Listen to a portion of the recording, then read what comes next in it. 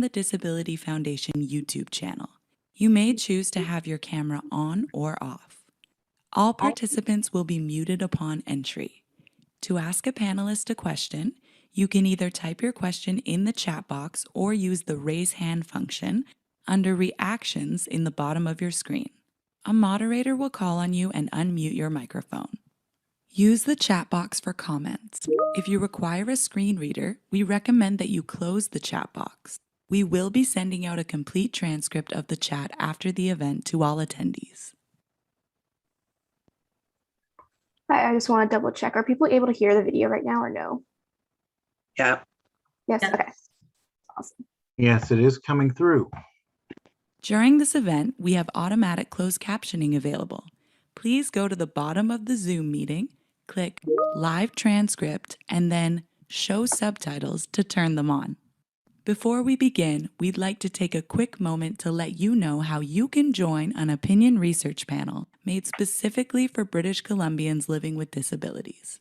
For 25 years, the Disability Foundation has been fostering meaningful experiences for Canadians with disabilities through outdoor recreation, social connectedness, innovative adaptive devices, and more. Today we are asking, how has the pandemic affected you? Help strengthen decision makers' understanding of your needs and experiences by joining an online opinion research panel consisting solely of people with disabilities and their caregivers. Make a difference in your community today. The Disability Foundation. Reimagine what is possible.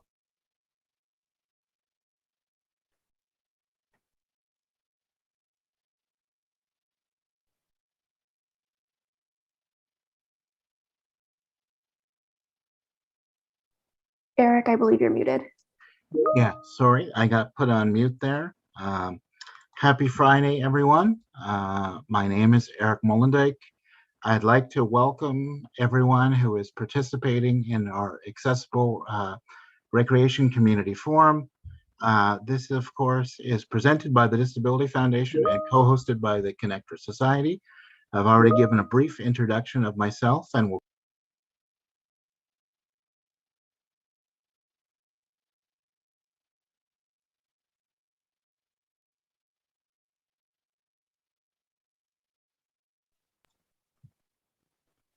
can everybody hear me okay? It blanked out for a moment. Okay, so I'm sorry there. I think I might have gone back on mute, but again, thanks everybody for in joining the forum here.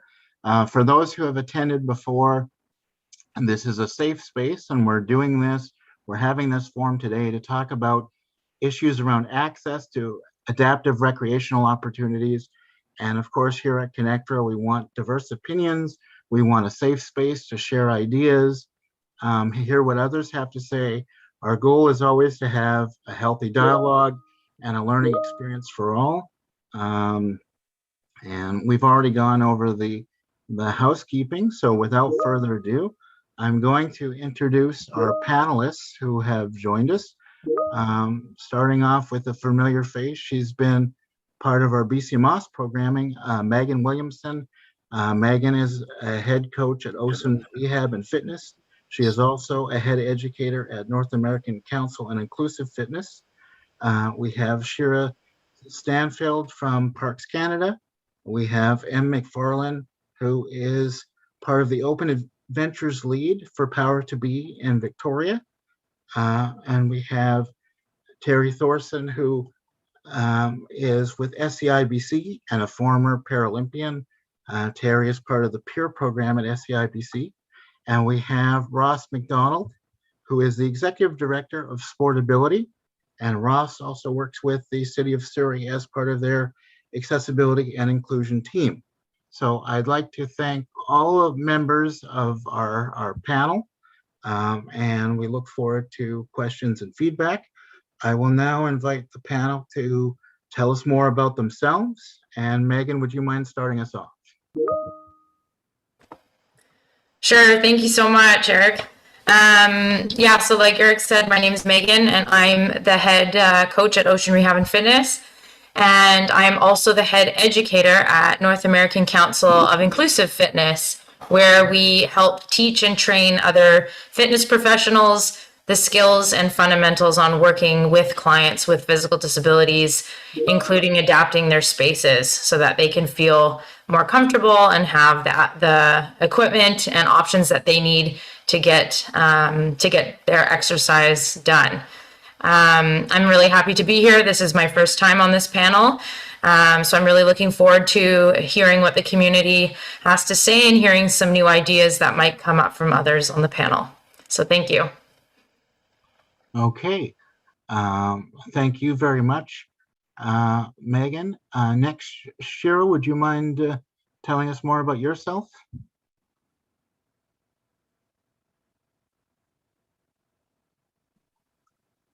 Sure. My name is Shira Stanfield. I work for Parks Canada, and my role is in the visitor experience branch, focusing on accessibility and inclusion. I'm also a landscape architect, and I've had many years working, designing and creating parks, and I'm an active outdoors person as well, with as a wheelchair user. So anyways, I'm happy to be here. Would love to, I'm really interested in hearing what people have to say about outdoor recreation in natural spaces and find out how we can make things more accessible for you at Parks Canada. Perfect. And Em, I will go to you next. If you wouldn't mind giving tell us a little bit about yourself. Thanks, Eric. Yeah, my name is Em. I work for Power to Be. I'm based in Victoria, but we do have an office in North Vancouver as well. We provide adaptive outdoor recreation opportunities for people living with a barrier to getting into nature. So I'm really privileged to get to work alongside some really incredible folks who provide some really, really great adaptive opportunities for lots of people in the community, as well as really expanding our reach into the mainland. So I'm just really excited to be here. I would echo what Megan said in that I've never been a part of this panel before, and I'm just really excited to learn from everyone here and see what we can do to make all our communities in BC just that much more accessible. Perfect. And Terry Thorson. Thanks, Eric. Hi, everyone. My name is Terry Thorson. I am here to sort of provide my lived experience as a person with spinal cord injury of 25 years and pretty involved with different sports. I was a Paralympian in the Athens 2004 Games in athletics, also on the provincial team of wheelchair rugby, and I sit on the BC Wheelchair Sports Board. So have been involved with different activities and sports and hobbies for quite a long time. So hoping to provide my experiences to help you out. Great. And Ross McDonald. Thanks, Eric. Ross McDonald, Executive Director with SportAbility. I've been involved in inclusive recreation and sport for over 20 years. And before then, an athlete in wheelchair basketball and para soccer at various levels, from juniors to the national team program. So excited to be here, excited to hear people's experiences and thoughts, and hopefully share some of my experiences and thoughts as well. And hopefully we can, create some development for the future. So thank you for having me on the panel. Well, thank you to our panelists for joining. And what we're first going to talk about in the forum is indoor recreation. And again, as we move along, just a reminder, you can type your questions and comments into the chat. We'll try and get to as many as possible. But leading into the forum, we had a survey sent out, and we do have some responses from the survey that I'd like to get the panelists' feedback on. So we'll start with these questions. One of the main questions or concerns that kept coming up in our survey was about staff training and or volunteers. When people go to do indoor recreation, they feel that people are not properly trained or educated to work with people with disabilities. Could the panelists speak on measures that are currently being taken to ensure that this is not the case in the future, or what's going on to make the experience better for the person with a disability as far as training of staff and those at the facility? So I will just throw it out. If there's no panelists that would like to start us off, I guess I will ask Megan, would you mind just kind of giving your thoughts on that question, and as far as training and working with people with disabilities and how staff can be better prepared? Sure. I have a two-part answer, and one might segue into Ross if he's open to speaking after, because actually we started a few years ago with Ross, myself, and Stephen Ramsbottom and Marnie Abbott-Peter, and we actually went into quite a few of the rec centers found in the City of Surrey and Burnaby, and there's quite a few, quite a list of them. I'm sure Ross will remember most of them. But we went to a handful of community centers over a couple of years, and we actually went in and did some hands-on training with the recreation staff. So we didn't actually just work with the trainers, but we actually worked with group fitness instructors. We worked with the program managers, the gym managers, that sort of thing, and just gave them kind of a basic rundown on theory on what it is like to work with some people with disability. We talked a little bit about sport and disability, and then we actually took them into their facilities and showed them how to adapt to certain equipment, why maybe a space isn't accessible enough, and how they can change it, and that sort of thing. So that's one thing that we have done in the past. And there are quite a few of those gyms that are actually equipped with something that we call the toolbox. And it's essentially a box full of equipment that's essentially for somebody with a disability that might need stuff adapted. So it would have things like active hands, which can help if you have any grip compromises, medicine balls with handles on them so that they can hold them better, TheraBands, chest straps for anybody that maybe is like a higher level quad and might need more support. But tools like that are kept kind of, I think, behind the desk was the plan so that they wouldn't get distributed among the other community members. But this would allow somebody with a disability to come in and know that they had some adaptive equipment available when they wanted to use the facilities. So that's one answer I have. And two, just recently, we've created a course at the North American Council of Inclusive Fitness, a small team of us, and it's called Breaking Barriers, and it is geared at kinesiologists and fitness professionals and group fitness instructors. And this course takes you a little bit more in depth into working with clients with disabilities and gives them, once again, the tools on how they can adapt their space, become more inclusive in their classes, become more inclusive with their online clients. We talk a lot about the difference between virtual and in-person, public spaces, home gyms, that sort of thing. And that has just launched this June. So we're just getting that course out there. And the goal is to start partnering with other fitness groups and accreditations so that we can get more trainers with that course under their belt so that they have the knowledge and then they can take on clients with physical disabilities. So that's what I have. I'm not sure if Ross, you want to add anything I missed? Yeah, absolutely. I mean, when it comes to when you're going to a rec facility, whether any city it's in, you are going to be dealing with staff that could be new to a role, that could be turnover, whatnot. So the best thing for an individual to do, and I do it as a person with a disability, if I go to a new facility, is I ask questions. I first sort of inquire what there is, what do I have access to, and then once I have that information, then I can sort of provide feedback. The best way to do it is to be constructive, because people are open to learning new ideas. They don't know what they don't know. So if you're a person with a lived experience, you can provide a lot of insight for either that individual staff person or a municipality or a group to build off of for the future. One thing I've learned, every facility works within a system, and the systems are large. So things don't usually happen right away, but if you put that input in and you can connect with the right people, progress can be made. So from a City of Surrey perspective, what I encourage people to do is email inclusion@surrey.ca. So that goes to our accessibility and inclusion team. We can then take feedback and then obviously hopefully do something with it. One thing I've learned too is that people are very data driven.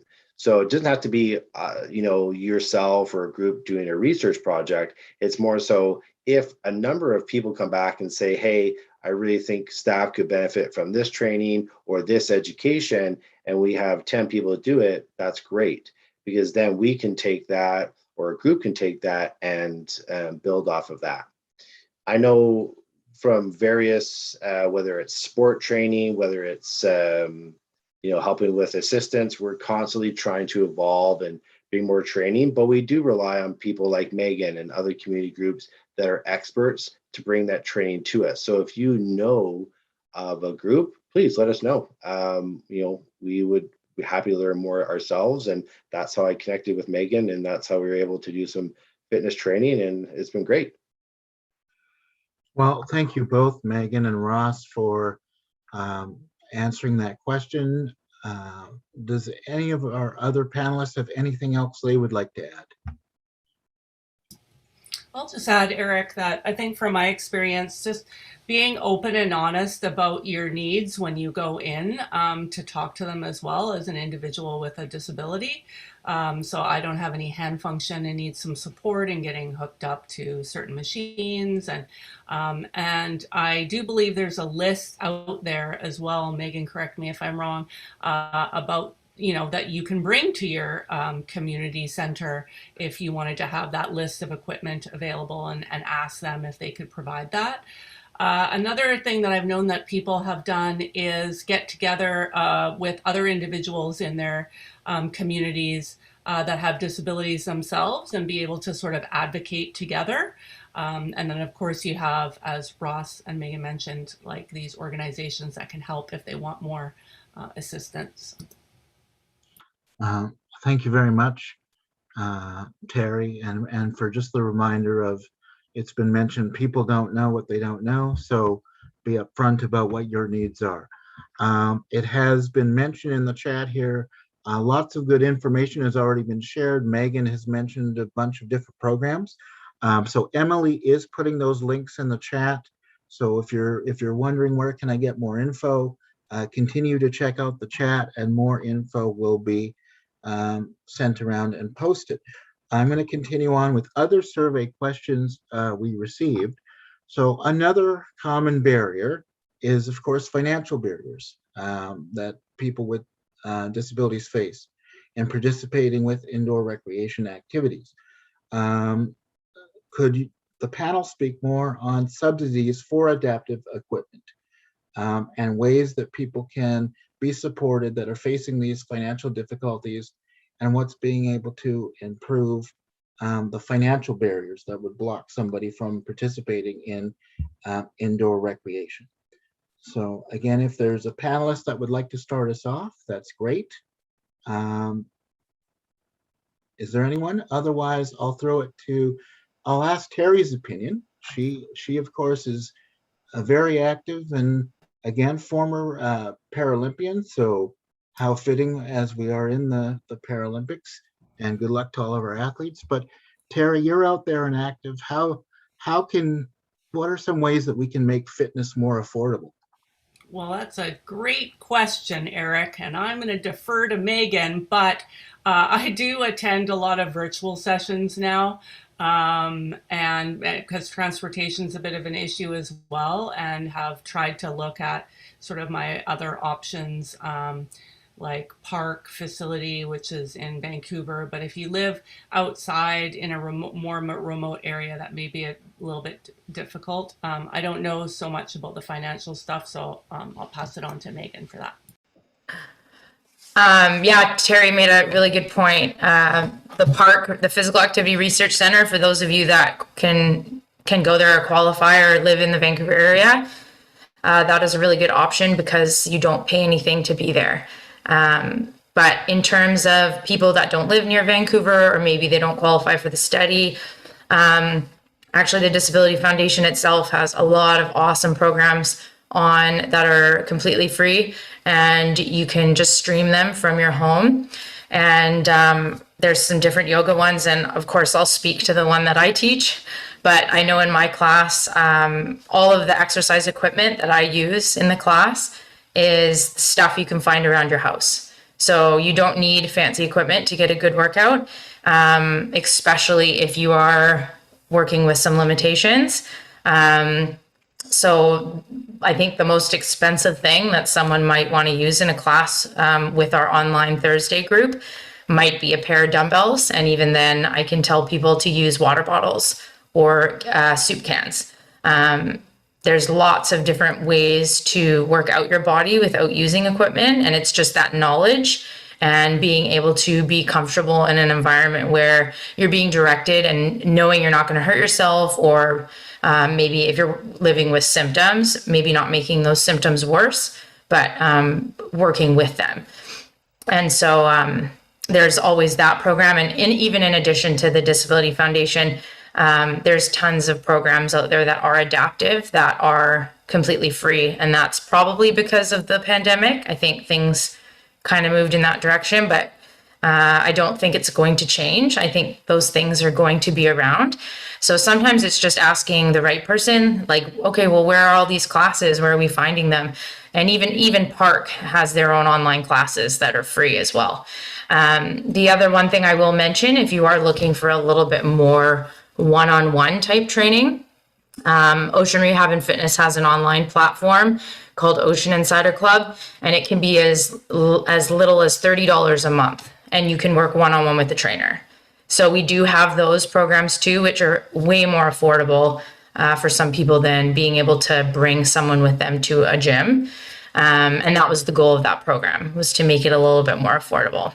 So there are a few things out there, and if anybody in here wants more information or wants to know any of other classes that's outside of the Disability Foundation, I'd be more than happy to compile a list of other opportunities for the email that gets sent out. Thank you very much, Megan, and for giving people more options.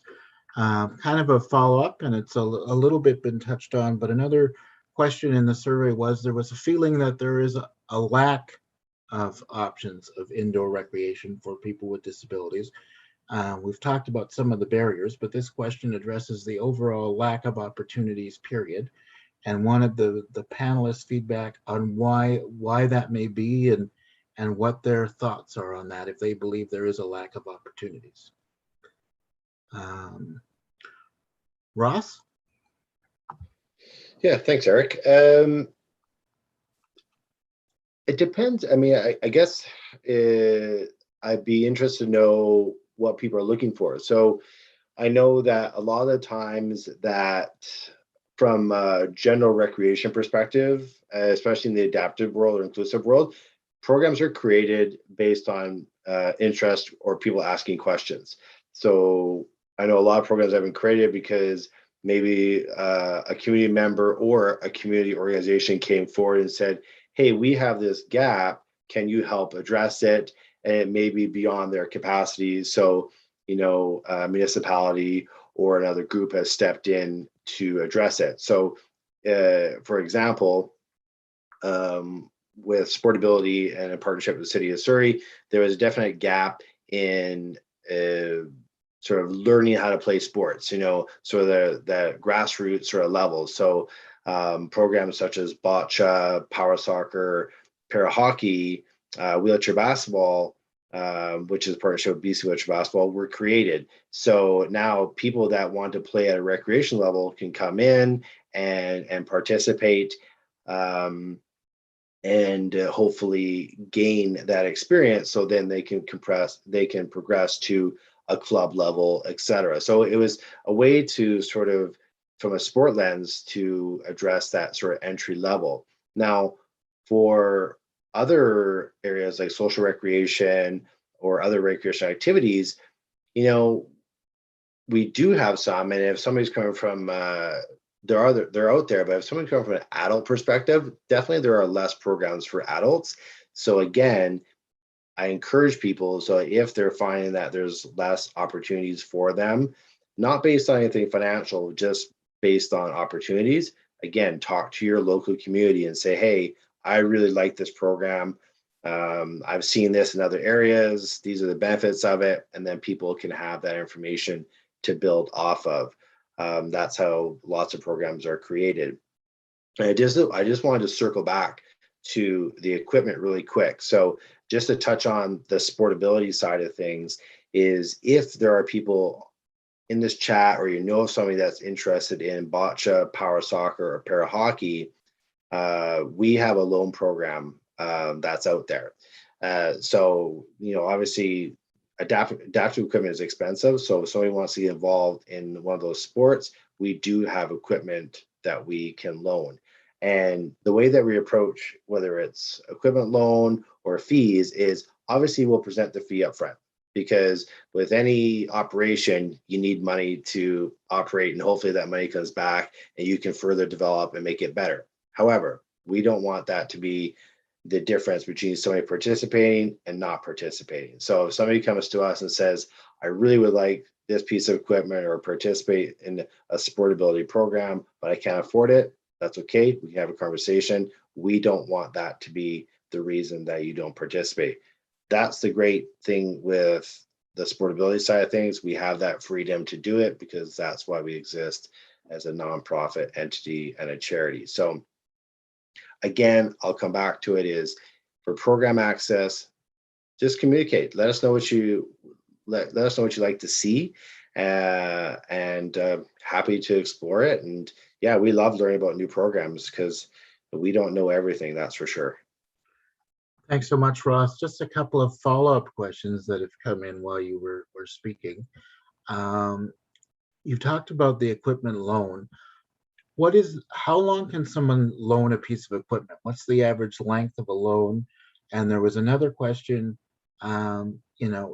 if you're completely busy and you don't have time to join a league, what are your suggestions of how people can still participate? Yes, so I'll answer the loan program. We've had people that have had pieces of equipment for years. We don't have a cap. So the program is still evolving because we actually just started the loan program for equipment in the past 2 years. So we're still sort of learning of the ins and outs of the program. And luckily for us, we can look at it as good or bad. We've never had a situation where, we're not able to provide the equipment. So we haven't had to cap somebody's time in order to provide the option for somebody else. So that means that we need more people coming to get equipment, and we ask you to come and join our programs. But we also have people that have the equipment that are maybe in remote areas. So they're essentially having the equipment and they're participating at home. And maybe it's access to facilities, maybe it's transportation, maybe it's just where they live and they don't have anything in their area. That's what the one silver lining of COVID taught us, is the virtual world is essentially an answer. So during the past year, we've done a lot of virtual engagements and we've actually gained a lot of people. And now people are building off that. So one of our national partner, Bocce Canada, they started doing bocce kits. So people could request kits, and so these kits are designed so people can play bocce at home. So you're going to see more of these programs evolving over the years, because the virtual world is going to become more constant. We still love to see people in person, but we also know, as Terry mentioned, that transportation can be an issue, and that's going to be an issue hopefully solved sometime in the future, but it is an issue now. And we recognize that we have to reach out to people virtually. So, but yeah, we don't, we want people to be able to have access to equipment, so we don't cap the length of time whatsoever. Thank you, Russ. Terry put some notes in a chat, and this leads into another question we've received, is if I'm starting out, what's a good way for a complete novice, a complete beginner? So if you're excited but you're nervous, Terry, could you speak on maybe a good way to get started and join a group or an indoor activity? Yeah, sure. So, and Emily wrote in the chat there, explain what have a go days are. So I'll explain that too. And just, it sort of leads a little bit from what I was going to say to your last question as well, Eric, is that I think sometimes as a person with a disability, we don't even know what to try. Like I had no idea what opportunities were available to me. And really the opportunities are endless. It's like, my own imagination, I think, that limits what those opportunities were. So it's pretty amazing actually what's out there. I mean, I've tried so many different things that I had no idea. So, you know, connecting with other peers, connecting with your community, your sport organizations, like, hey, I wanted to try dancing. Do you know of any dancing groups that are around? Anything, right? So I know, you know, just to my chat there, BC Wheelchair Sports, specifically, they do have like different locations throughout the province that you can try out there called Have a Go Days. There's one I know that happens at GF Strong occasionally, and they happen in different communities all over. So you could just go to their website and check out what events are happening. I think they're actually having a traveling roadshow right now where they're going to different communities and bringing the chairs with them, and you can try out different sports. And I believe BC Wheelchair Basketball has something similar to that as well. But I would just go and check out what sort of events that they're happening. And it's a good way to start too. You can connect with Spinal Cord Injury BC. You can connect with any of these Park Ross or Megan, and we're all kind of connected to each other. So if we don't know, we know who to ask. So it's a good start. That's so true. Today at the forum, we're seeing this network of people able to help out.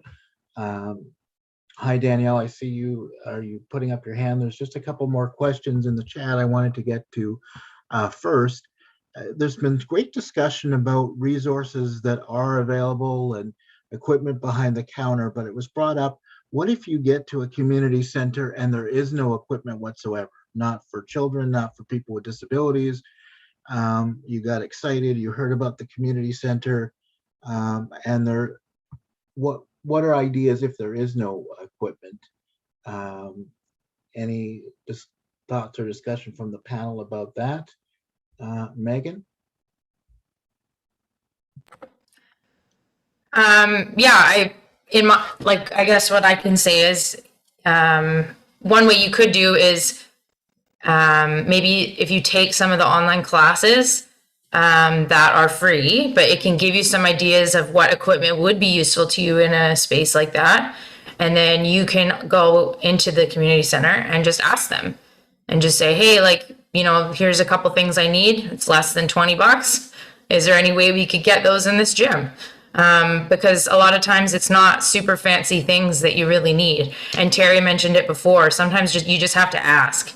And I think it's really true, like what Ross said.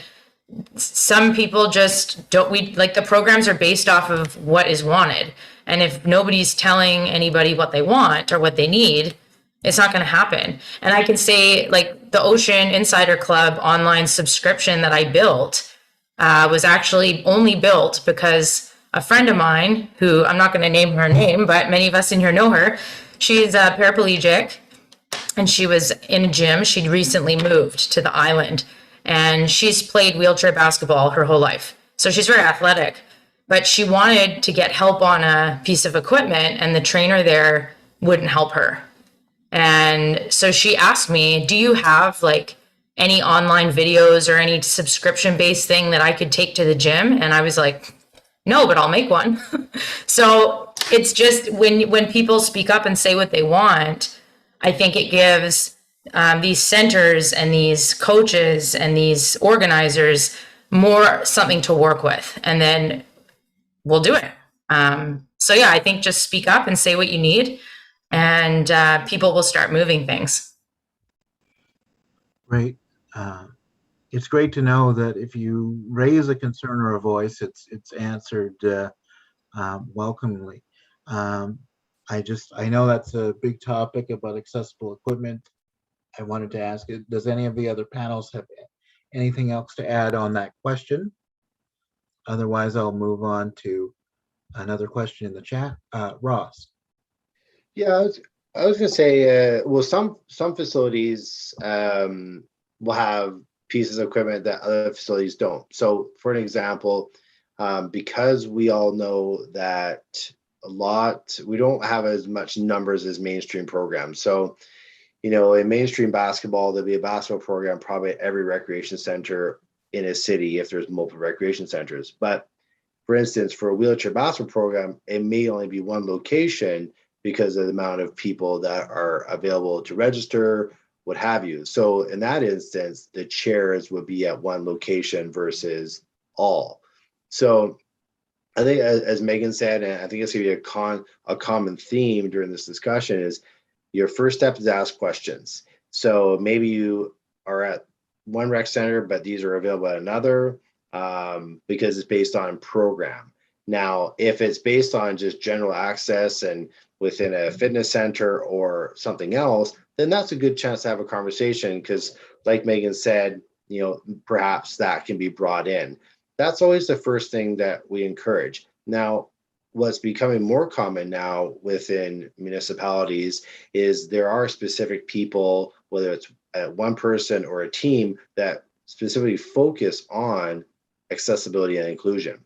So that's a good chance to ask that question. It's like the staff person you're talking to may not know the answer, but your next question can be, hey, does your municipality have somebody that specifically works on a portfolio for access, inclusion, adaptive programs? Use all the words there because hopefully it'll spark them to lead you in the right direction.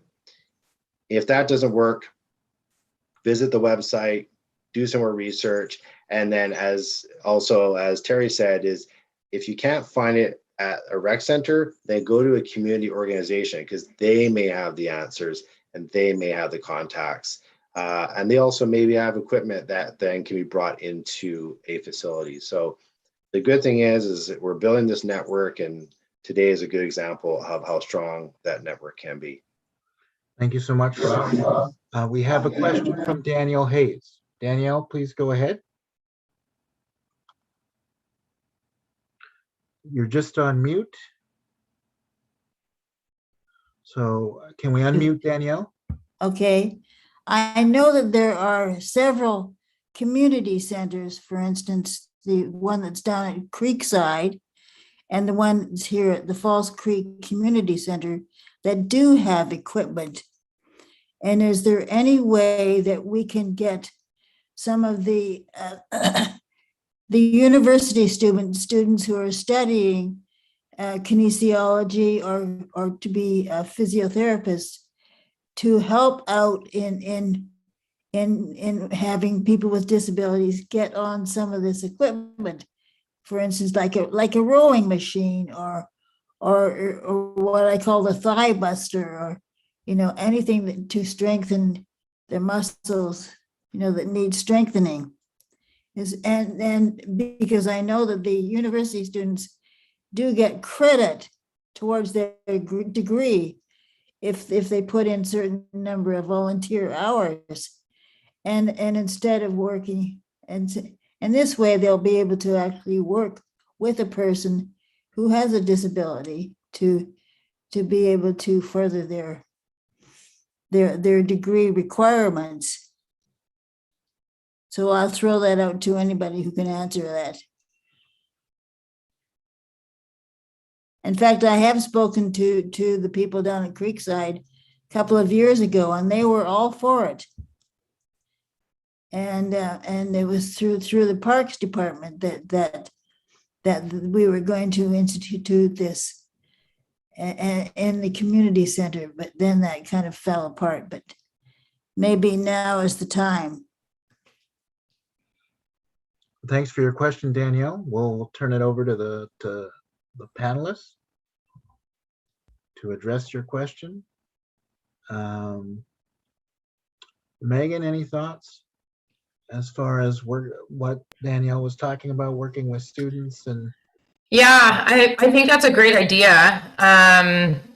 The course that we offer is for credit, but it's not qualified to be for university credit. It's for kinesiology credit and personal training credit.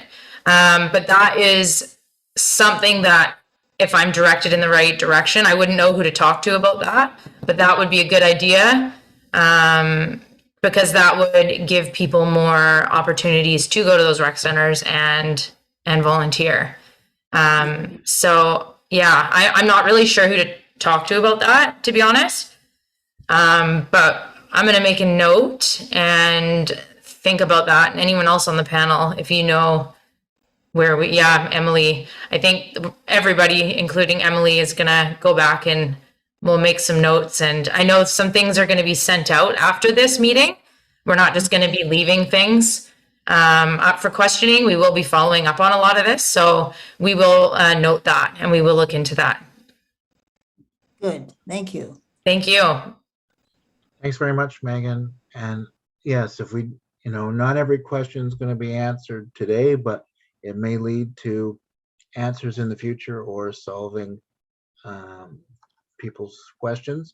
One question that has come up is, it was in the chat, let's talk transportation. We've talked a lot about equipment and staff and facilities, but a big challenge to getting out there and being a part of things is hassles for transportation and just that being accessible.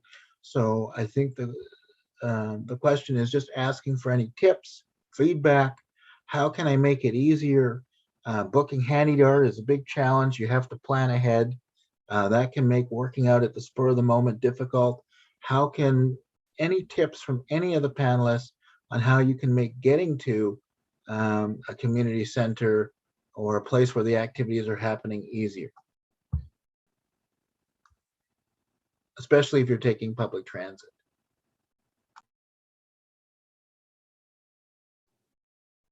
Terry, could you?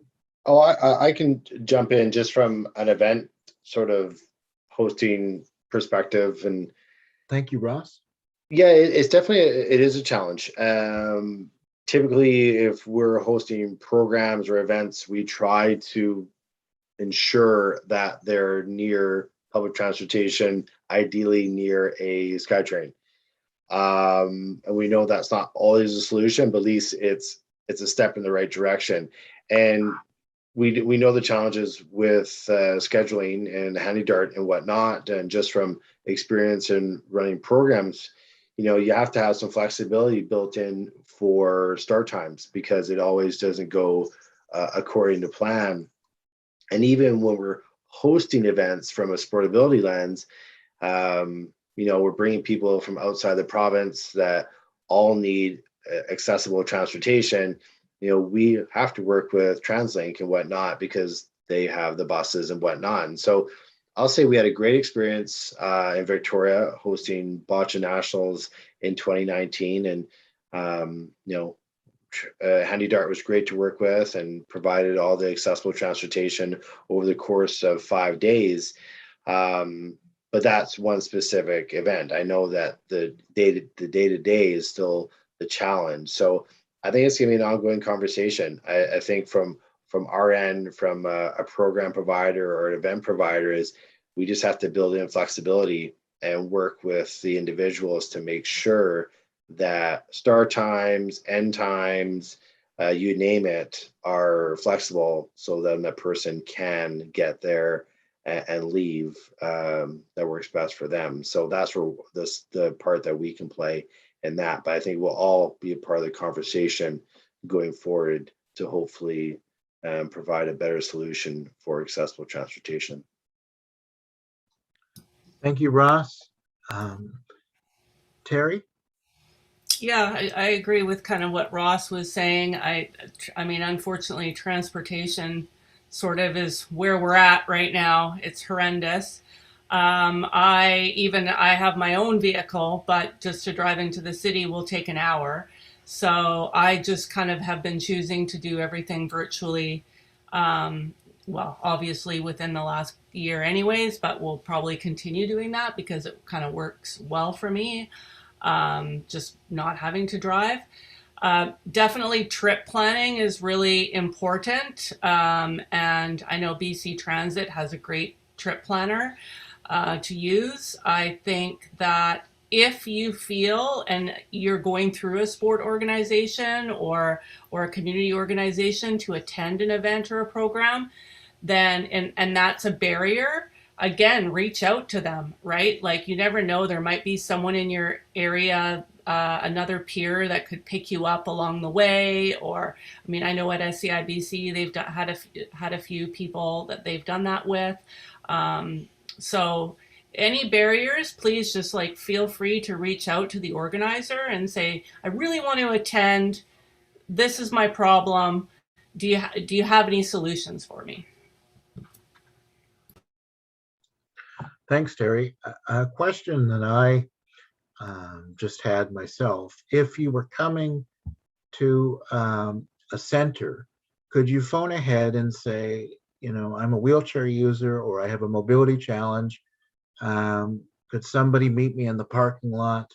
Is that a possibility? Would one of the staff, if somebody struggles with the door to get in or they were carrying equipment and needed an extra hand, is that a possibility that you could call ahead and somebody in the actual facility could, if they knew someone was 5 minutes away, could meet them outside? Ross, I for sure have done that, Eric. Definitely. I asked random strangers quite often in my life to assist. Obviously, we don't want to have to do that as a person living with disability. Like, the option to have to ask for help all the time, and it can be really hard for some people. You know, I mean, really, everything should be accessible to everyone, no matter where you live. But that's not where we are at right now.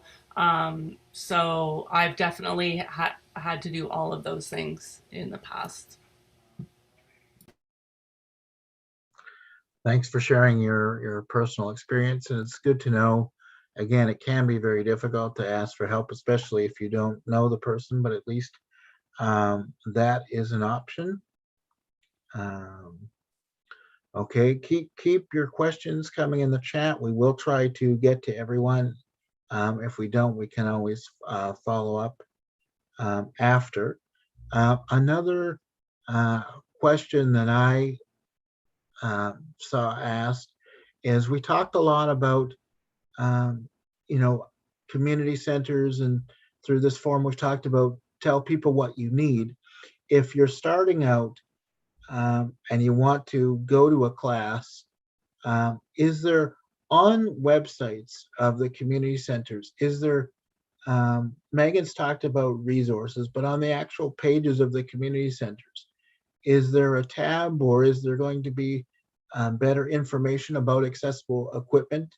Like, if you could click Falls Creek Community Center and then find out the equipment that they have for people with mobility challenges, that might be a benefit. I'm just wondering, Megan, does that type of thing exist where sometimes even the community center's own page will list what they do have accessible? I actually don't work in community centers, so I wouldn't know that answer to that question. I think maybe Ross would know the answer to that. Yeah, I mean, website navigation can be a challenge at times. You know, even the simplest website, you sort of have to do a bit of searching. I know from the City of Surrey perspective, if there is adaptive equipment or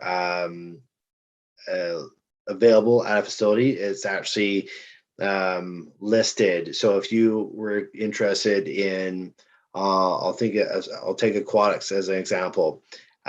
and you're going to Grandview Heights. So it will actually list if there is a lift, if there's accessible change room, that sort of thing. So, you have to click on some scroll down menus, but it will actually list the accessible features of that location.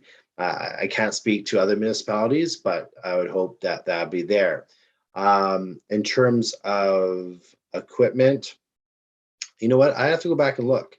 I know that we updated our website, went to a new platform. I know from an access and inclusion lens, we have to update the webpage because as we've, been not offering as much over the past year, so we're sort of getting back into things. So some updating definitely needs to happen. And one thing I wanted to address too is, in terms of access and going to a facility and perhaps seeking assistance, and it's never, you definitely can ask for help. Hopefully the facility, when you get to it, has accessible doorways, whether they open automatically or obviously have the accessible buttons. But you can definitely call ahead and ask a staff person for assistance. I use a wheelchair for mobility, and if I'm dropping off equipment as a staff member, I will call ahead and ask for help. Obviously a bit easier because I have that established relationship, but you as a community member can do the same. Keep in mind, as obviously we're currently right now, our environment is a bit different. So you have to approach it with some sensitivity as we're, in the midst of a pandemic, but doesn't change the fact you can definitely ask. And the other part of access too is for the City of Surrey, we have our attendant policy. So if you were going to recreate, regardless if it's an adaptive program or a mainstream program, you can bring somebody with you that can provide support for you, and they can attend at no cost. Obviously, their role there is to support you, make sure that you can access recreation and recreate in whatever program that you're in, or fitness center or whatnot. But their role there is to help you. So that can be getting weights, helping on machines, et cetera, et cetera. So, and they would be in there at no cost. So if you have questions about the attendant policy from a City of Surrey perspective, again, email inclusion@surrey.ca. And again, this is a question you can ask whatever municipality you live in, if they have a similar policy, which I believe most municipalities do. Okay, thank you, Ross. I know we're in the final 5 minutes of this part of the forum. So we've tried to get to as many questions as we can. We have some great resources that have been mentioned in the chat. Maureen has mentioned for transportation, are people aware of the Taxi Saver program? So that's where you can get a certain amount of savers to use as cash to ride a cab. And I think you pay, you get double the savers for what you pay. So I think is it if you pay $40, you get 80? Does it, I think You're, it's like, Eric, yes? it's Maureen. You're allowed $100 worth a month. So you can pay $50 a month for those $100 of Taxi Saver coupons. And you can do that every month. Because I don't use them very often, I stock up and usually have quite a few ready, and if I want to go a distance. And you can stock them up, right? Yes. So every month, whether or not you use them, you can stock them up, and it's $50 to get 100. Yes. Right? Yeah. And they are known to all taxi drivers, so there's no reason why they shouldn't accept them. No, they're all, you're assigned a number and you have to put that number on the coupons that you pay with, but that's the extent of it. Okay, so that could be another resource to get to a center. Another thing that was listed in the chat is, are people aware, or how many people are using the accessibility app, Access Now? So there is an accessibility app out there as well that may provide this level of information, but it is just before 2 o'clock. So great feedback so far. Thank you to the panelists and for those who have asked the questions. And we've really covered indoor. So we have 2 other panelists, Shira and Em, who are going to speak more on outdoor recreation, which of course we still want to maximize as well coming up. So again, thank you to all the questions. And as we move into the next part, same thing, keep your questions in coming in the chat or raise your hand and we will try to get to them all. Okay. So it almost is 2 o'clock now. So just to make sure that we stay on time, why don't we move to outdoor then? We have discussed indoor quite a bit. So now we're going to switch over to outdoor recreation. And just like we did for the indoor, we have responses from the survey. And again, thank you to everyone who has filled this out. So now I'm going to start this discussion off with survey responses regarding outdoor recreation. So it says, the survey results showed main barriers in participating in outdoor recreation is reliable transportation, parking, adequate facilities. Shira, can you speak to what is being done to create more accessible parks and trails in BC? So as we move now into discussing outdoor, and again, back to transportation and accessibility, Shira, could you speak on the accessible trails and things that are being done to make the outdoors more accessible for people? Sure. So I'll start off with my Parks Canada hat on, and just to let you know that we're undertaking a big initiative to do assessments and audits of all of our parks and sites across Canada, which is, as you can imagine, a huge undertaking. But really, we want to get a baseline to see where we're at and where we can make improvements.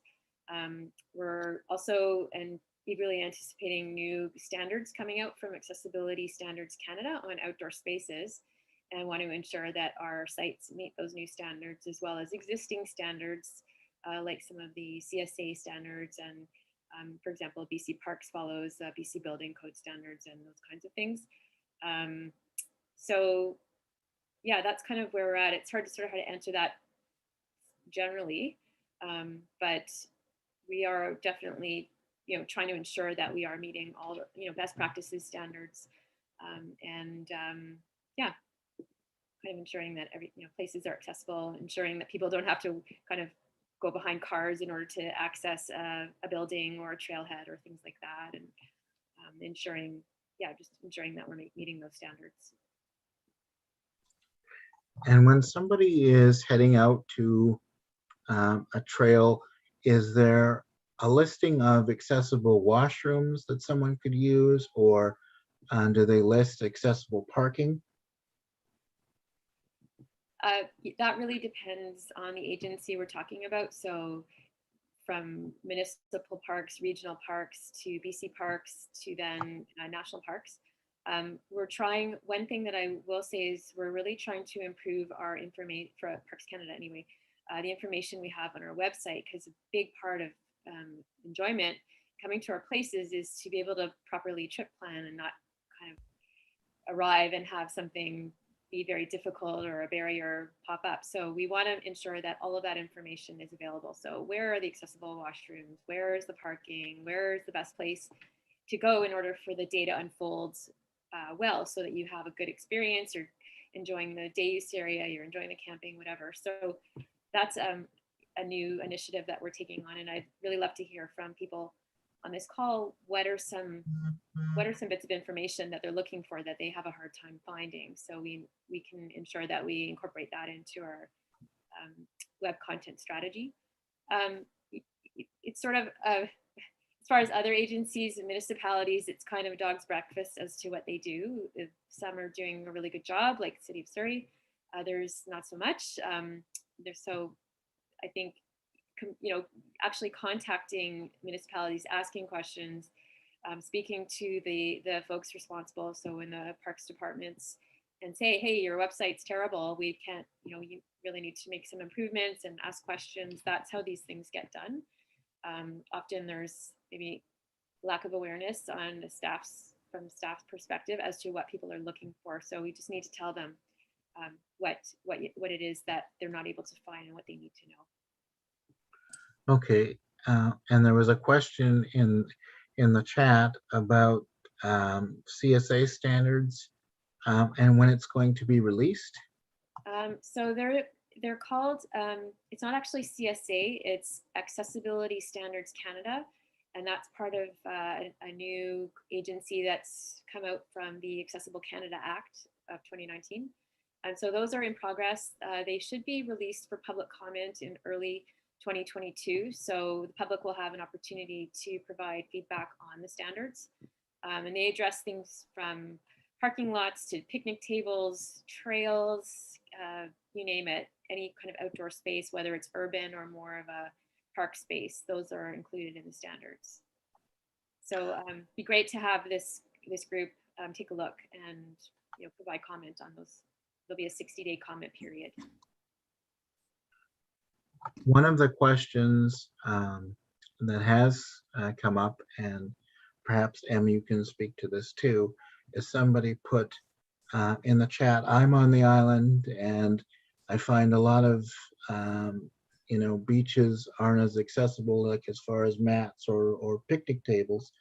So I was wondering if Shira or Em, you had any tips on if you wanted to go to the picnic or fully enjoy a beach, resources that are available that people can navigate that easier.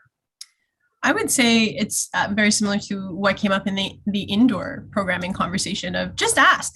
No one's going to give you a hard time for asking questions to better your experience, and in my experience anyways.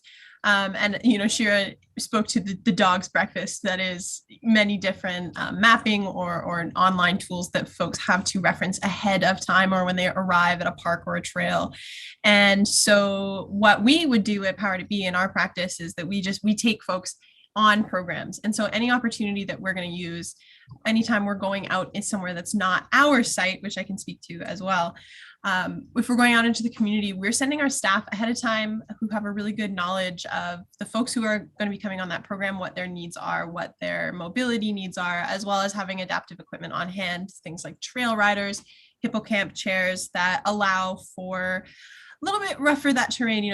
Folks are talking in the chat about beaches, or you're talking about gravel trails or wood chip trails. They're really hard to navigate in your standard issue kind of wheelchairs.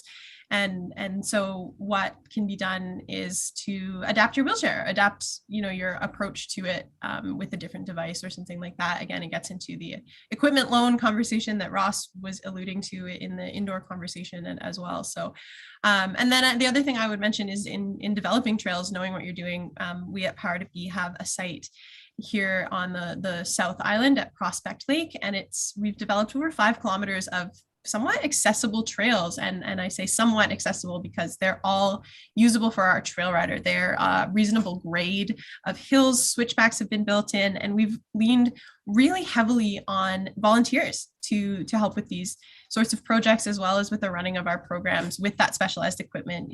Folks were speaking to training in the first half of this conversation, and that's a huge key piece for us too, is making sure that folks who are coming to support have that training, the knowledge of the specialized equipment to get onto those more, we would call them technical trails. If you're going over routes and things like that, that there is equipment out there that makes that totally doable with the right team of people. So I would summarize it down to just ask folks who have been to these places before, reach out to your municipal office or whoever is the governing body of that area, and see what information you can get about what accessible really means. Because as we know, sometimes it says it's accessible and you show up and there's something that's not, and there's some barrier there still. So I would say reach out, ask, explore with kind of a backup plan in mind, and really lean on the community that's around to help explore those places. So, Em, I just wanted to ask a follow-up for people who may be hearing these terms for the first time, you talked about beach wheelchairs and a hippo chair, and can you just kind of describe, or the term MobiMat, what some of those terms mean and kind of the differences and what some of the options are? Sure. Those are all kind of just like, you talk about a tissue as Kleenex. Trail Rider is a brand of an all-terrain wheelchair of sorts. The Trail Rider is my personal favorite. It's just very close to my heart. I've had some really special experiences with folks who are using it, but it's essentially a wheelbarrow wheel, just one on this kind of rickshaw chair of sorts, where you have a person in the back with a disc brake, much like you would see on a mountain bike or something like that, as well as someone in the front with handles that are down, kind of like carrying your groceries in from your car. And you have this incredible, yes, I see Emily's just thrown a link to the Trail Rider in the chat. That's a really cool piece of equipment. Actually, I'm familiar with some folks who did an expedition to Mount Everest base camp with the Trail Rider. So like, I'm not kidding when I'm saying there's tons of places that these things can go with the right group of people on board to help out. The Hippocamp chair is another one that just comes to mind because we have a handful of them at Power to Be that have really thick wheels. I don't know why I'm so excited about the wheels today, but the wheels on the Hippocamp chair, there are multiple ones, but there's thick ones that are great for beaches that are actually rubber inside wheels of a 747 jet. So if you think of the wheels that you see on a plane, they're about that size. They're like a big donut wheel that really goes with those thick tread all along beaches, things like that. It's almost a T-shaped hammock sort of seat where your feet are out in front of you to a one wheel, which is also adaptable to be a ski if you're in snow. So I drop names of all of these sorts of equipment, but really all I mean to say is that there's tons out there. I'm aware of bikes, of wheelchairs that are, the mountain trike is like a crank action wheelchair mountain bike. There's all kinds of things out there, and I just really encourage folks to check out, there's lots of websites. Emily's sharing tons of links in the chat to incredible resources of different equipment that is out there, and that comes with the financial conversation as well. They are often expensive, but there's grants out there, and there are loan libraries out there as well, and available for folks. So check in with your local community organization, see what's available. I know here in Victoria, Power to Be has our own library, but we also lean pretty heavily on Lifetime Networks, who has a gear loan program here in the South Island as well. So there's tons of options out there once you just kind of get through that tip of the iceberg. Thanks so much, Em. So just to continue to follow up, and of course, hopefully many people on this chat are familiar with the Trail Rider because it's part of BC Moss, which is an affiliated society with the Disability Foundation. So another question, we talked a lot about indoor, about being prepared and staff training, and you offer not only outdoor opportunities through Power to Be, but adventurous ones. Could you talk a little bit about just the length of preparation that goes into it, or if you were to try out Power to Be for the first time, what's a good way to get started as for beginners, or what's possible? That's a great series of questions. So I'm going to try to make sure I cover both. We build up to what folks need and where they're at. We will meet people where they're at. So if someone just wants to come and like try on a climbing harness and see how that feels, that's great. It doesn't matter if you don't get on the wall. It doesn't matter if you don't climb all the way to the top. You came out and you've tried something new, and we would celebrate that. Down to as well, we've taken trail riders and overnights in Strathcona parks in the mountains in the Alpine, because someone came to us and said, I want to do this, similar to like it came up in the indoor conversation. So many of our programs come from someone coming to us and saying, can you make this happen? And us going, well, yeah, we really want to. And so we'll figure out, a way to do it or something similar. What I would say to folks looking to get involved with Power to Be is, I heard as well, Have a Go days. That's a phrase near and dear to my heart, because we also host Have a Go days at Power to Be here in Victoria. That being said, we did push pause on them for the pandemic because they were unpredictable groups of folks, larger groups than we were allowed to be having together. And so we did push pause on those to really turn our focus inwards on the participants that have been through our intake process are a part of our more regularly scheduled programming, as well as those who are just really needing support at this time, as we recognize the world is a very different place right now than it was a little while back. So right now, what you can do is, I believe, as a part of that email that Emily will be sending out, is some contact email information for Victoria and Vancouver Power to Be offices. And you can reach out and see kind of what the process is for that office.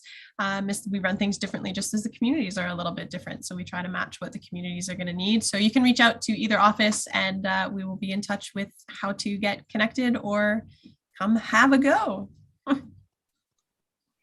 Sounds absolutely great. And thank you to everyone who is putting, Emily's put lots of resources in the chat. So again, those will be shared, or do check those out. I just want to expand a little bit because these are questions that we get asked. If you go to Power to Be and you find out that you're really excellent at kayaking, for example, and being on the water, and then you realize that you'd like to do this competitively or from a sporting perspective, can Power to Be, through their network, connect people to another club? Do you assist people that have started out for leisure and then as they want to advance to more competitive sport? Is that an option as well? It's definitely an option. I know, I feel like I've said this a million times as it came up in the indoor conversation. We're really connected to other organizations doing similar things or working with similar folks in the community. So we could absolutely connect you with someone like Sport for Life or One Ability up at UVic, and CanAssist have some great sport programs. So we're definitely connected to those places. However, what I have found, and in the outdoor realm of what we have found, is folks are coming to access nature to have leisure time and recreation time. So what I've found with outdoors is that folks are really looking for ways to get out independently and move on from Power to be able to go kayaking at a rental place down on the harbor without needing our support to feel that they can get out there on the water. So that would kind of be the ideal journey for folks coming to Power to Be, is trying it out, learning that they like it, getting the skill set down, and being able to go and do it independently without our support and do it elsewhere in the community. As much as we hate to say goodbye to people who we've supported for a long time, it is our goal that we can help folks be more independent in their outdoor accessibility, because as we've seen from the survey results, which I have just open over here, is accessing that stuff, getting the access seems to be a really difficult piece for people.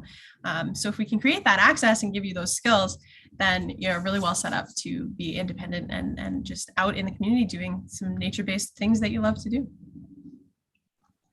Thank you so much. A question that's come in, of course, that we're all facing, and this is to all the panelists. How have you seen recreation change during the time of COVID-19, and how do you think it will continue to change? So I know we've touched a little bit online, but just to get people's feedback on, even for the panelists, if it's forced them to be more creative in how they offer recreation, how have you seen the impact of COVID-19 on recreation in general? I can just start here from Parks Canada and BC Parks and other places.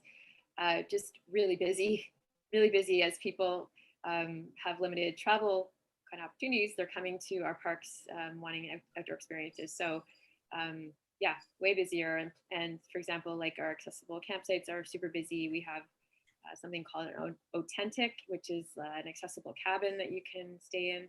So they're all really, really busy. And what's great is we have a lot of first-time visitors too that are coming to our places. People kind of coming out to the outdoors for the very first time. So I think it's a really great trend that hopefully continues with more and more people having access and coming to our places. I just wanted to add that from our perspective, rather than a program focus, ours is on supporting independent experiences and allowing people to come and explore, and trying to give them as much information as we can in order to ensure we're not deciding, yeah, this is accessible or this isn't. We're just saying, here's what we have, and you decide if that's going to be good for you, whether you're going to go on a trail rider or you're going to, use other equipment or whatever. It's just really important that we're really open and transparent about our offer.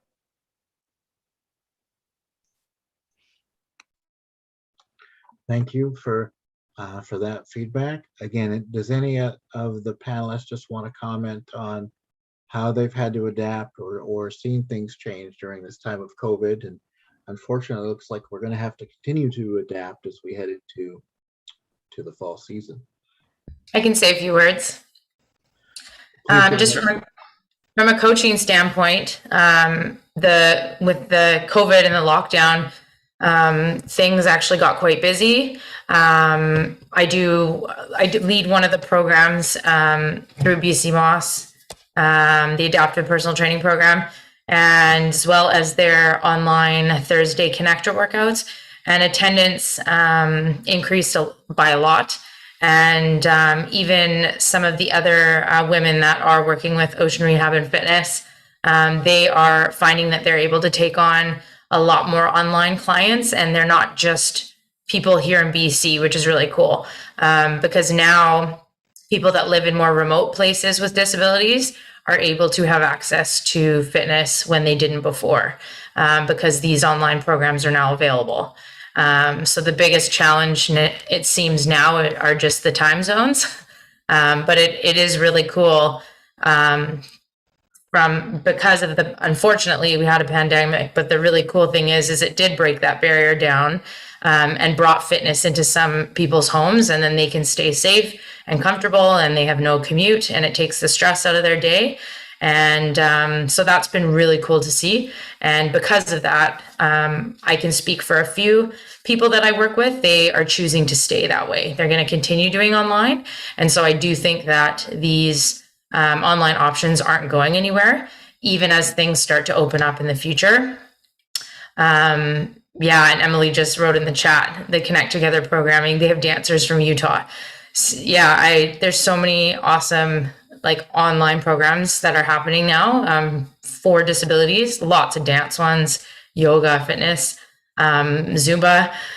So it's really cool, because I think that movement wouldn't have happened if it wasn't for us having to turn to virtual options. So I think that's a really cool aspect.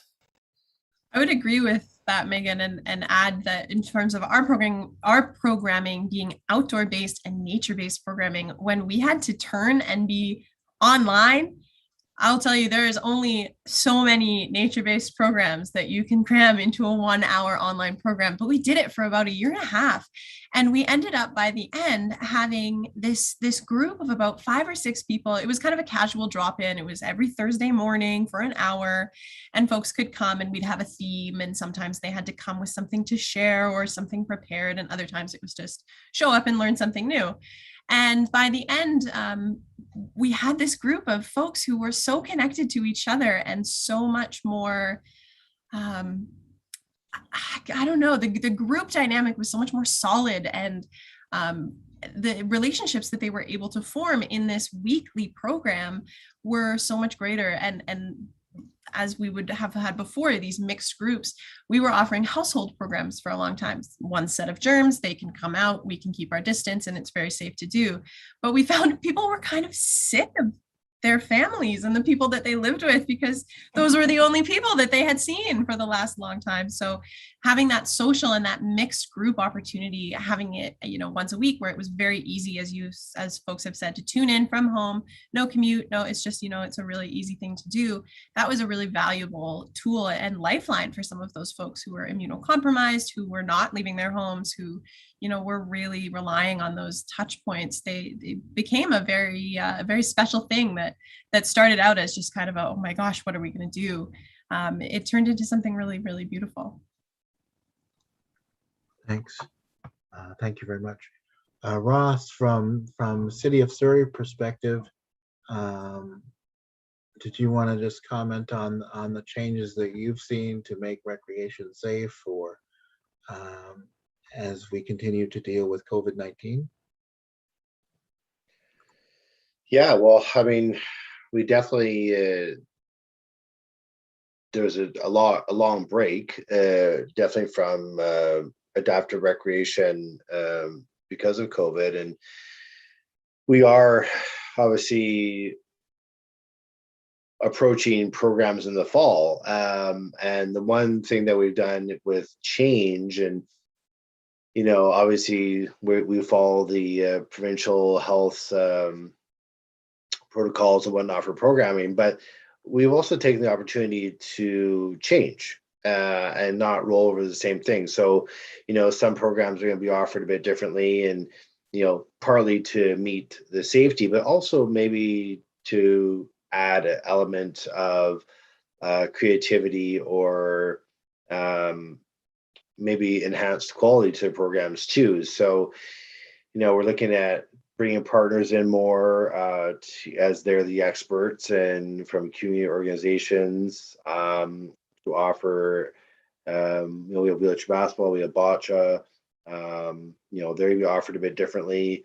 We have swimming and skating. We're going to approach them slightly differently. So, yeah, we're taking the opportunity for fall to try new things. And, again, it's an opportunity for feedback. And, if the changes work, great, then we can build off of it, just like with any other program. If they don't work, then we have the opportunity to go back and approach it differently for the winter. And this goes with whether it's a city recreation program or if it's a provincial sports organization program. I think everybody's approaching now programs and events with a different lens, and taking it as an opportunity to try new things.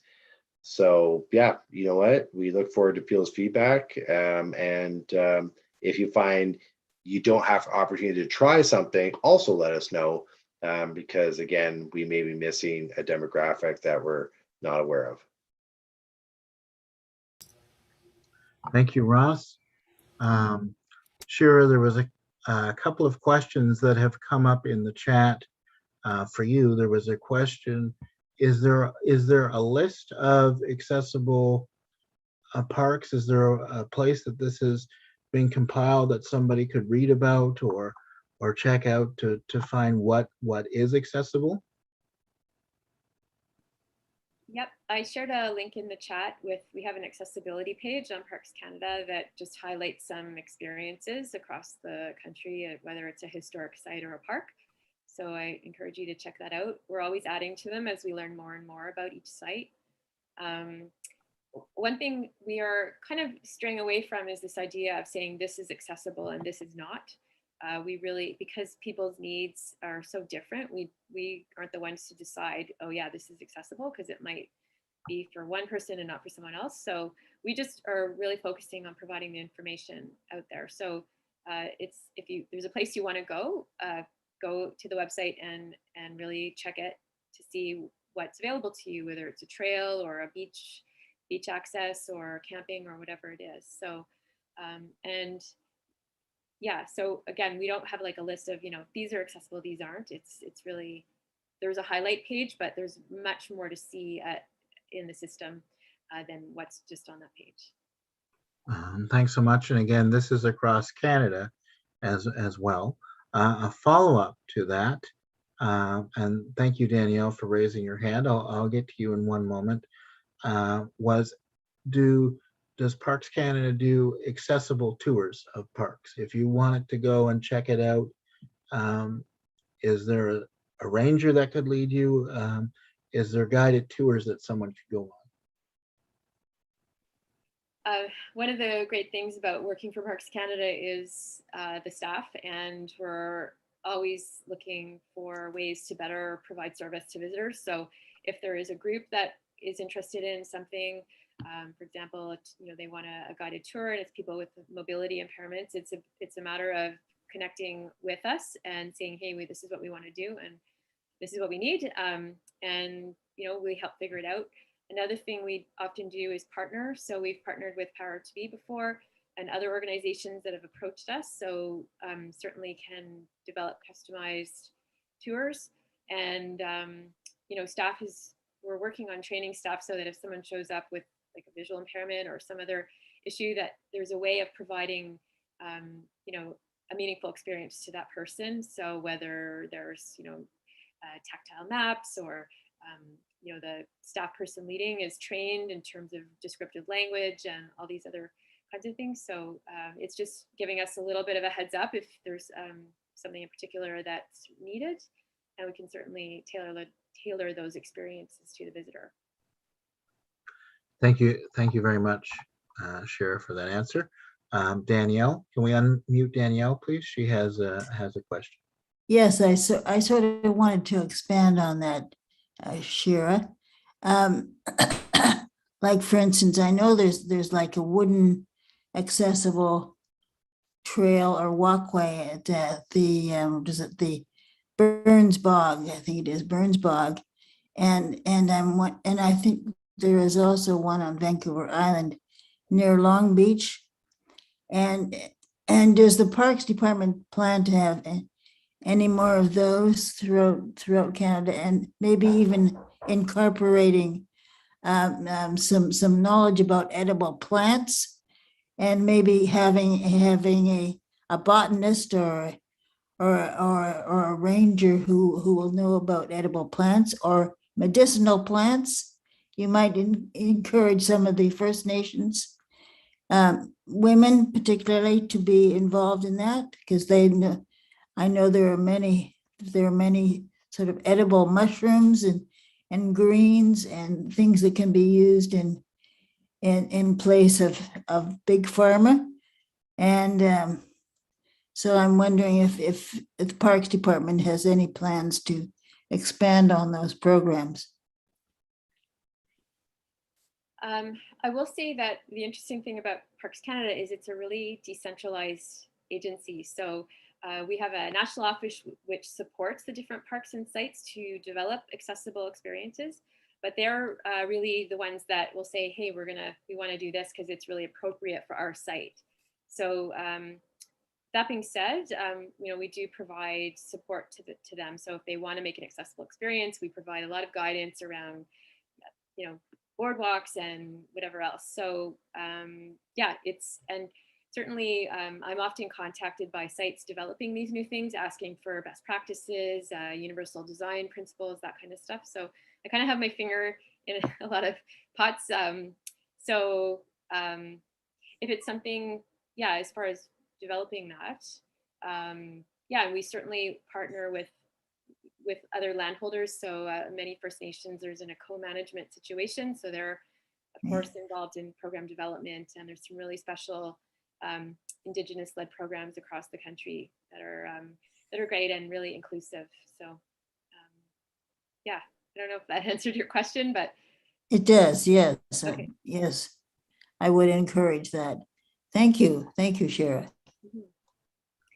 I noticed in the chat someone had a question about using universal design principles.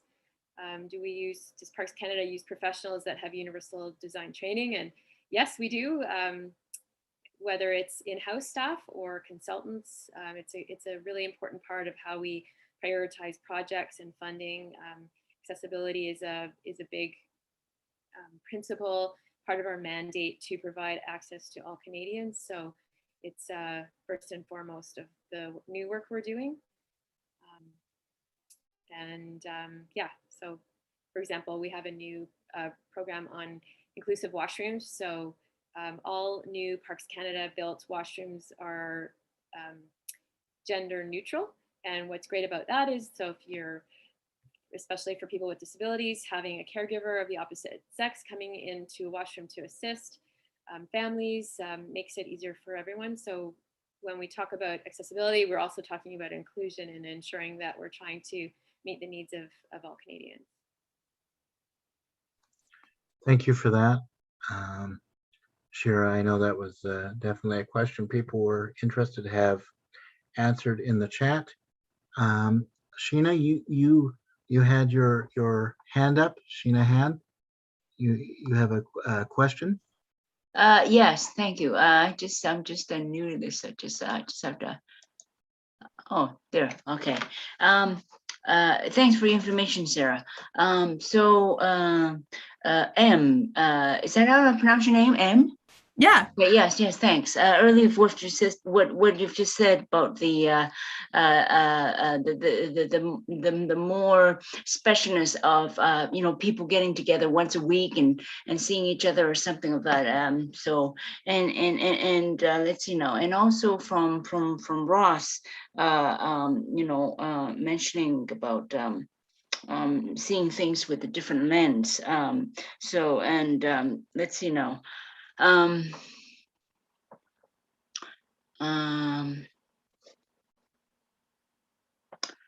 We are sadly, me watching the news, we are in sort of the fourth wave now.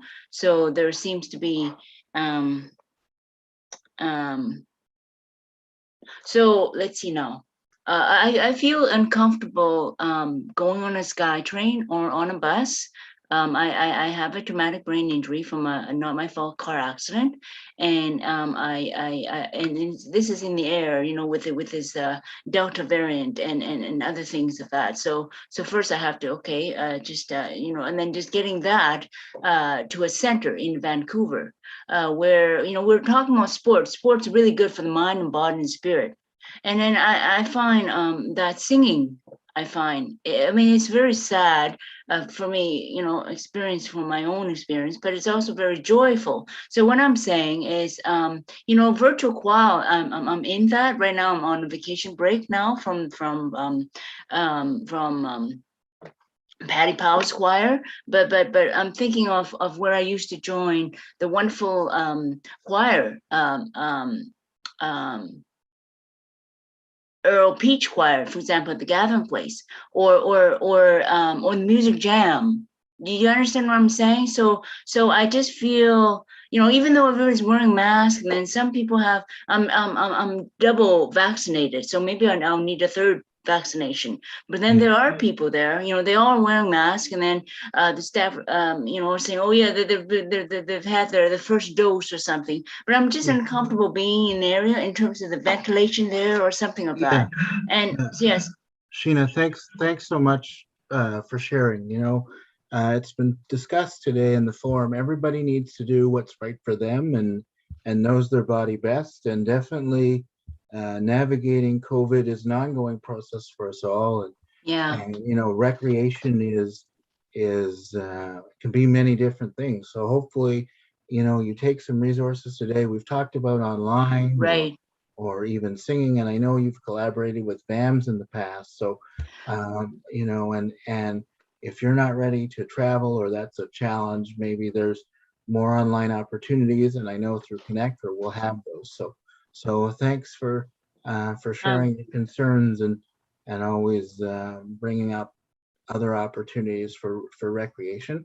Yes, thank you, Eric, for that. And I connect in another way with the VAMs and also working on writing my own songs. So I just mentioned about me being uncomfortable in where I used to, sing with others. So I'm going to take a step back. I'm just saying singing is another avenue of getting together. But that's sort of dampened right now with the COVID. Okay, I'll allow others to talk. So I listen carefully. Thank you. Yeah, thank you so much. You're welcome. Thank you, Eric, and everyone. Thanks so much. So just to follow up on different levels of recreation, I just wanted to, because it did come up in the other part of the forum about cost. So for your adventures and your specialized adventures, like if somebody wants to go rock climbing or do something what would be considered out of the ordinary, what is the cost involved with that? So the answer is going to differ from depending on who you ask. From Power to Be's perspective, we charge $10 per day program. Like per day program, if that's a 2-hour program. If it's a full day, we might do $20. If it's an overnight, that price goes up as you have to account for food and things like that. But really, it's super subsidized. Let's use rock climbing as an example. If you wanted to go even bouldering, which is a type of rock climbing that doesn't require a harness, does need to be somewhat able-bodied or certainly have upper body strength to do that sport. So I know it's not a perfect example, but the cost of that one, of buying a harness, buying the appropriate footwear, entrance fee to the gym, those three things alone are going to run you more than $10 just in rental fees or in drop-in fees. So what we can do is really subsidize that to make it a lot more accessible. That being said, $10, sometimes that's still a big barrier for people. So what we also have at Power to Be specifically is a bursary that is a chunk of our budget every year that is set aside to cover the fees of day programs, overnights, things like that, where that is the barrier. Because how much would it suck if we tear down all these other barriers about accessibility and group dynamics and all of these things to make it work, and you're like, oh, actually I don't have $10 today. We're not gonna be like, okay, well, have a great weekend, bye. I'll be like, yeah, no problem, we have this bursary, it's available for you to use. We also will bill with organizations or government organizations that cover things. So the Autism Funding Unit is a great example in British Columbia. They will pay for X amount of dollars per child per year for certain programs, and our programs are approved by AFU. So that means someone can come in, they would just email me as the program lead and say, hey, my youth is using AFU for this program, and then I will just bill AFU, and they don't have to worry about that. So there are agencies like that as well that you can get involved with if there is specific funding available, like to your diagnosis. Those are awesome tools to use to help cut down some of those financial barriers to getting involved in things indoors and outdoors. Thanks so much for that and covering that. And much like BC Moss and the other programs, we want to make it as affordable as possible so you can participate and try it out. Terry, I wanted to ask you, as far as outdoor recreation and your own experiences. You talked about yourself, even the challenge of commuting and traveling out there, but I was just wondering if you could share feedback as far as outdoor recreation. Is there a beach or a trail that works better for you or that you would recommend? Well, I'm pretty lucky. I live in Vancouver, so I have a few more options than I think a lot of people. I know I'm not really much of a beach goer, so I know, but I do know that there are beach mats available, and in some places beach chairs available. There are, if you're interested in like skiing opportunities, different types of skiing, there's lots of organizations out there that provide access to downhill skiing or cross-country skiing or snowboarding or whatever, with lots of assistance as well. Camping, I know I've even been camping, so I have figured it out. I've used the trail riders. They're pretty awesome, and it's really cool to be able to get to places you never thought were available to you. So that's one thing that the trail rider, also lots of volunteers that help out. And the passion that all these people have in helping really makes that excitement that you have for doing it. I was kind of against the trail rider for a while, I'm not going to lie, but everybody's passion for it and excitement, and then being able to get up into these like crazy places that I don't even think I was ever there as a hiker. So it's pretty cool to experience. So again, just, reaching out and finding out, like, the opportunities are endless. Reach out to your people and find out what's available. And they're also, I'd also like to add, because I don't know if anybody has like children in their life, but most of them are family friendly, especially the outdoor stuff. So I bring my son with me pretty much everywhere. He can bring his bike sometimes. We can go on camping trips together. We've done hikes together before. So we've skied, sort of. He doesn't really love skiing, but yeah, so there, it's all family friendly too, which is really cool. Thanks so much for that. Another thing maybe our panelists can speak to, I saw in the chat a question about accessible cabins. And if you're not ready to go into a tent, like personally myself, I am more of a cabin person. So is there any experiences that people have had or could recommend as far as accessible cabins? I don't know if people have tried the Maple Bay Cabins at Cultus Lake. The whole site was designed to be fully accessible. So that's just near Chilliwack and Lower Mainland, and I guess that's Fraser Valley. Anyhow, there's accessible showers, like an enclosed washroom, whatever. It's really easy. There's power in the cabins, so if you need to plug something in, that's available. So it's a good site. The challenge is, of course, to reserve that, given the everyone's trying to book everything, so it's hard to get those. Also, I mentioned earlier at Parks Canada, we have something called an authentic, which is a canvas-sided cabin that has all the things you would need. There's a bed, a stove, an indoor table, or like a table, chairs inside. So everything you would need to camp, you would just need to bring your own bedding. So another great option for glamping.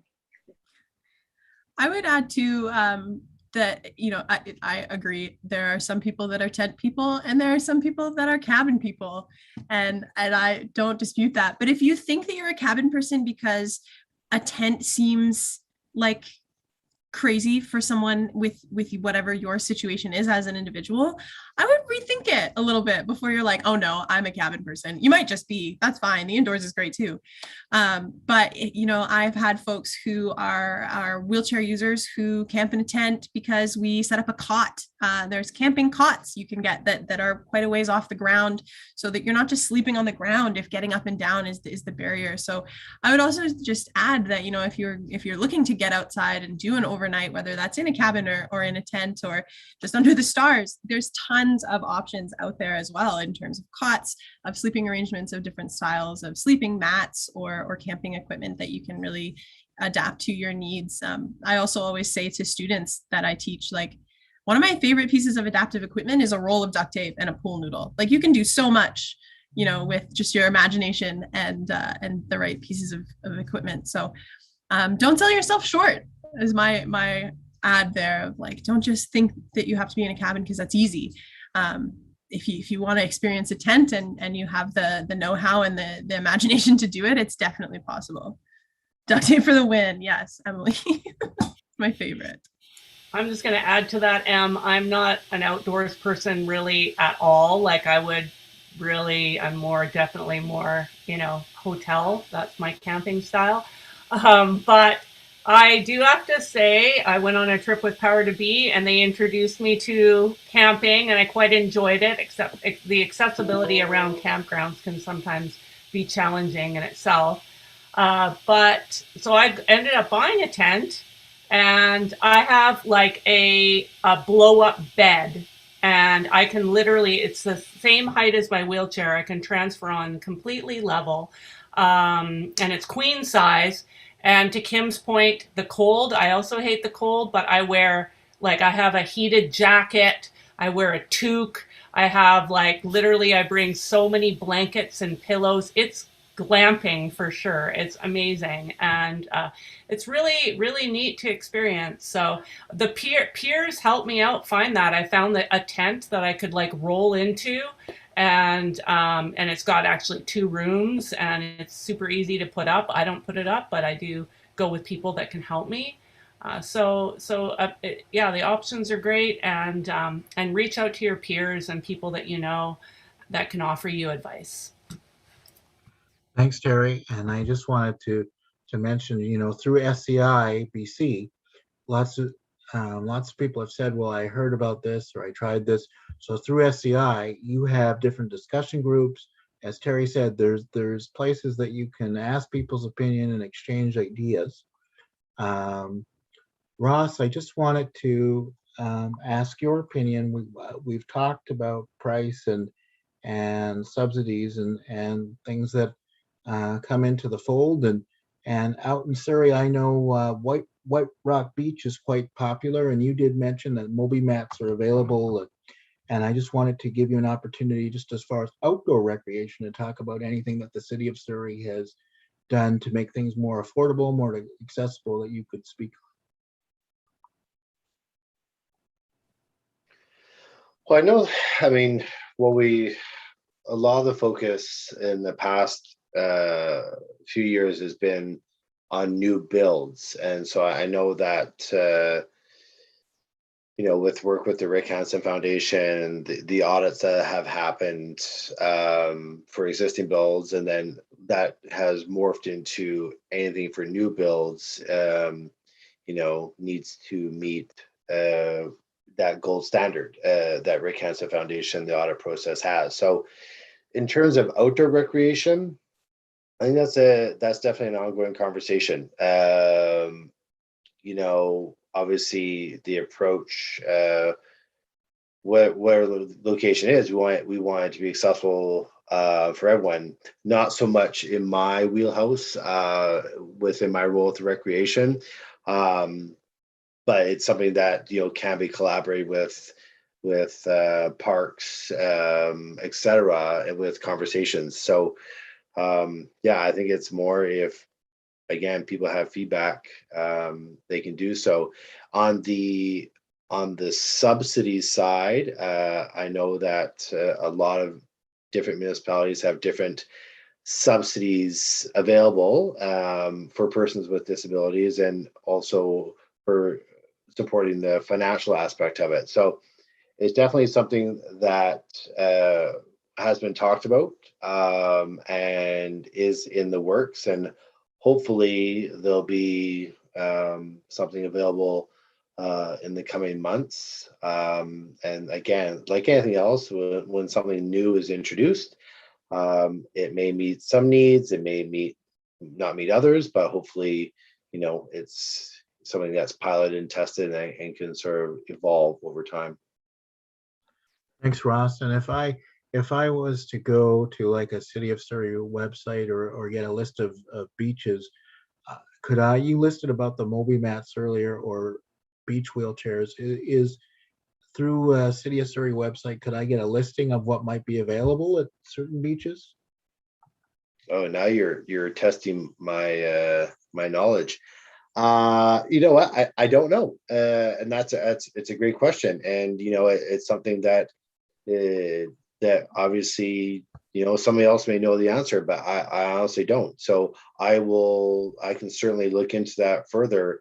But it just makes me realize that I don't know all, which is a good thing, because that's a lot to contain in one brain. But definitely look into that. And again, I can see Kim has her hand up, so maybe Kim has the answer to that, because I know that Kim and Marnie are very active in Surrey with the South Fraser group.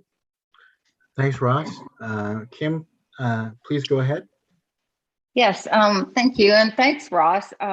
Maybe Marnie would like to chime in on this, because I think Marnie's more of an expert on all of this than me. But several years ago, Marnie and I created a group called South Fraser Active Living, because we didn't want to, really, it started with just looking for a yoga class close to our home. And even though Megan and I-Court and the whole Blessing building and the park is great, we want to advocate for services closer to our own community. Not everyone can travel from city to city. And just on principle, we should be allowed to get in and use equipment just like everyone else. We believe in access for all people everywhere. So that's kind of what we're into, in removing barriers. And I know that financial, and Ross, no, I don't know the answer offhand, but what I can say is I've heard about the mats many times. There's beach chairs in Semiahmoo as well. I think that's through, if Amit's here, I think he's on the board. Semiahmoo has beach chairs as well.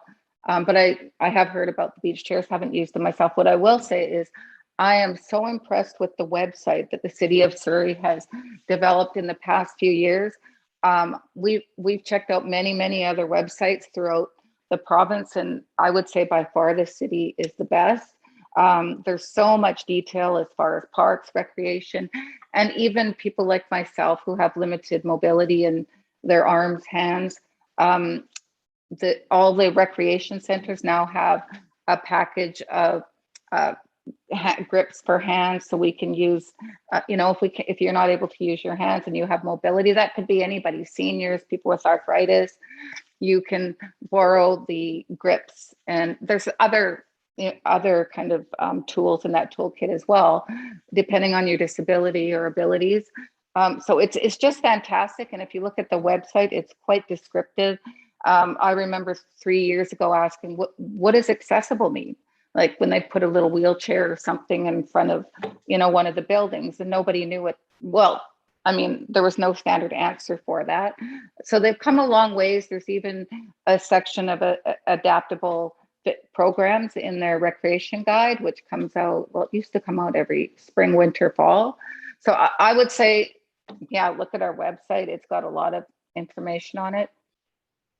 And I don't know if Marnie's there. She was, but Marnie, if you wanted to add anything. And also the equipment is pretty amazing. More and more equipment that we have in the gyms in Cloverdale, Newton, and just partnering with people like Megan, UBC, Jackson Mall. I just wanted to say kudos to the City of Surrey. They're doing a fantastic job, Ross, Tara, and Karen. Thank you. Thanks so much, Kim. Things can always get better, and we have these forums to have discussions about what can be improved, but it's always nice to hear what's working as well, and nice to know that changes have been made. So thanks, Kim, for that feedback. Before I forget, I also wanted to mention when it comes to accessible cabins, there is Agar Lake as well, which is in the Okanagan area. And I know through BC Moss, we did a couple years ago, we had a cabin camping event. Kim, I think you were part of that, and good time was had by all. And there is accessible cabins there as well. And I think they hold up to 6 people. So it has been discussed about families and bringing children, and all of those things are important. So Agar Lake as well is another option. We have 7 minutes left in our discussion. So lots of questions have been answered, and I just want to thank everybody for sharing and their feedback. Shira, one of the questions that came up just as far as parks, it was mentioned that, a challenge for people is to keep their balance, and the surface that you're walking on can be uneven. And just if there's anything, like even if you're getting out of a parking lot, sometimes there's loose gravel. And when you're designing parks, does footing for people, does that go into play? Or is there any suggestions or feedback that you've gotten of how to, if you feel like you're on uneven ground, what can be done to kind of lessen that? Yeah, I mean, if we take universal design principles to heart, we try to minimize those kinds of situations. So any new sites that we're developing, surfacing, of course, slope, cross slope, all those things are super important as part of the design. The challenge is there's so many sites and places that are, were built years ago before these more modern standards. So it's just taking a long time for catch up in order to make them, to improve them. But as we move forward, of course, we are, ensuring that, especially trails and places that are available and accessible to more people, those are the ones, the priorities where the priority is to have a really good, firm and stable surface. Thanks so much. So again, I just wanted to give a closing. I have found this such an informative day. I want to thank our panels. We've covered a lot of information, wider topics than I even imagined. So Shira, Ross, M, Terry, I want to thank all 4 of you for being so generous of your time and your knowledge, and throughout the day, we've averaged over 40 people attending. So thank you so much for the questions and your enthusiasm. And one of the messages that I'll take away from today that seemed to be repeated over and over again is, if you have a need, ask. Don't be afraid to bring it up at community centers. Don't be afraid to say what you need. Em said it best. Don't limit yourself either. You might be a tent person, and if you're a glamping person, that's okay too. But don't put limits on what you want to experience. Don't be afraid to ask. There is a network out there. I would be remiss if I didn't say, and Emily, thank you for putting it in the chat. The Tetra Society does assistive devices, and so it's one of the societies associated in the foundation. So if you're doing recreation and you need something modified, maybe Tetra can help you there. I do, of course, in closing, also want to mention again that everything that was shared here is going to be posted and emailed out to attendees. There's going to be a summary of findings within the next week. We always at ConnecTra, again, it's a safe space to share your ideas, and we welcome your feedback. So any follow-up questions, concerns, or ideas for the future, you can email to echambers@connectra.org. And I believe all the emails of the panelists are going to be posted as well. And again, we will share the info from the surveys and continue to check out various events that are happening through ConnecTra. Will be posted online or in your community. And of course, you yourselves are a great resource for us. So if you know of stuff that's happening out there, let ConnecTra know. Emily does a great job of putting these together, and it's been great with our phenomenal panelists. So on behalf of the Disability Foundation, ConnecTra, and myself, I want to say thank you. Have a great weekend, everybody, and happy Friday. Thanks so much.